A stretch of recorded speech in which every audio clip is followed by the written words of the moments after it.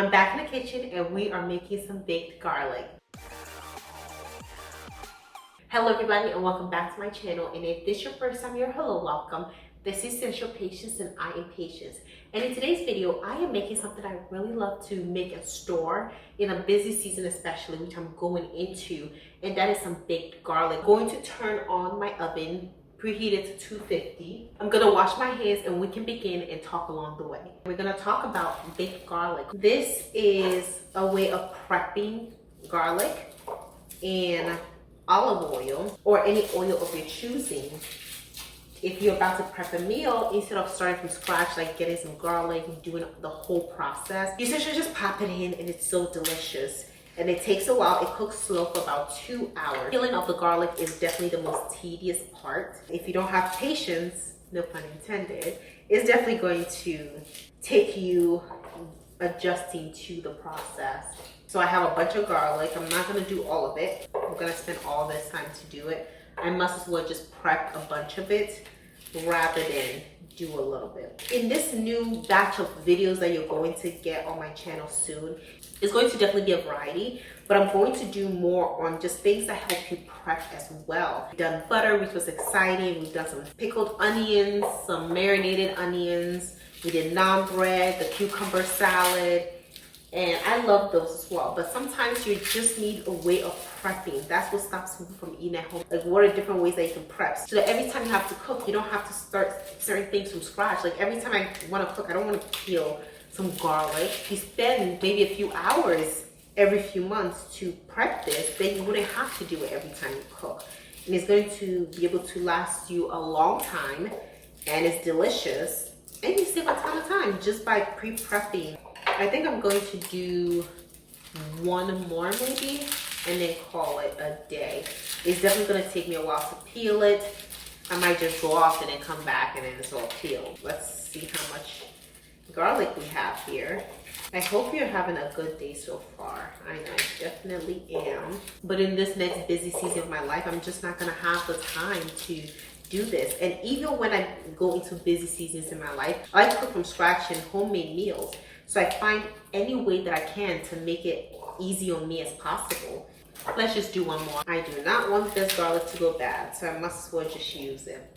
That's always one of the saddest things. And this is also something you can do if you have a lot of garlic. You don't want it to go bad, but you're not sure what to do with it. You're just not cooking enough to use all of your garlic. You can do this as a way of preserving them and preserving them longer and not wasting money, especially in this economy. You must as well find any method that you can to preserve your fruits, vegetables. I have a few methods that I like to do that can help me get through this quickly. Honestly, there's not a lot of ways to speed up through this. You just have to go through the process. So sometimes I just, do this, and then it makes it slightly easier to peel. I try not to crush it, so on the smaller ones, it makes it a little harder. If it does happen to be crushed, I'm not feeling sad about it.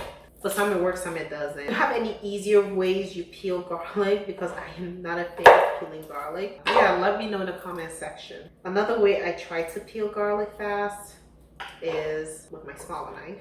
I would just take the head, get the ends, so then it comes off. But going through all of these is going to take a while. So whatever method you have to make it easier, take it. And I think our oven has preheated. Now all I'm doing is finishing up this garlic and we'll be ready for the next step. But until then, I will say the other ingredients that we need, which is very few, is definitely the olive oil and some salt. I'm not going to go off camera and finish peeling all this garlic. Oh, I think I crushed this one, but it's fine. Like, if you crush it, you can still use it. Just want to use a gentle amount of force. I'll be back and I will put the garlic in there to dry out a little bit, and then we'll be ready to put it in the oven. It's really simple once you get the garlic peeled. See you on the other side. And we are back. I finished peeling the rest of the garlic. It didn't take too long. It still did take some time, but I think I tried as much as possible to leave them whole. Transfer it here and pat it dry. Just pat it dry. Get as much water from it as you can. It doesn't have to be super, super dry, but just get as much as you can. I think this is pretty much done. Next, we are going to add a little bit of salt. So I'm adding some pink Himalayan sea salt. If you don't want to salt it, it's fine as well. Not too much.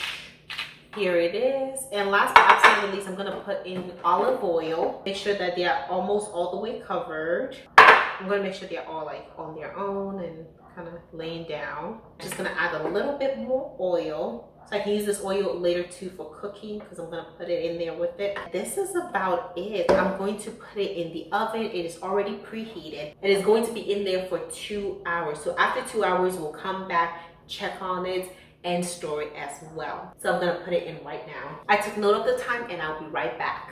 And we are back, everybody. It's been 2 hours. I'm going to get the garlic out of the oven and we can judge for ourselves. Whew. It definitely looks very toasty. As you can see, it is still boiling a little bit in the oil. You can let it rest a little bit if you feel comfortable working with it this way. But I'm fine, so I'm going to just grab a spoon. Make sure it is a dry spoon, and I have a mason jar right here. And the next step is to put this in the jar. Let's do it. It looks so beautiful and toasty. Look at that.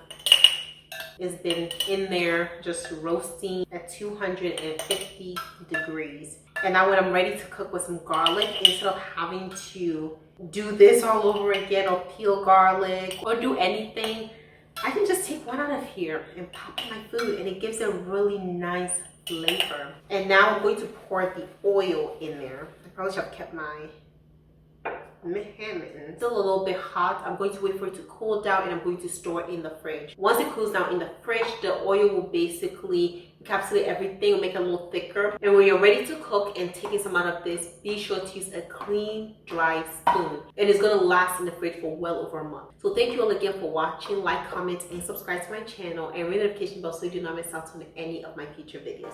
Thank you all again and see you in the next one. Bye.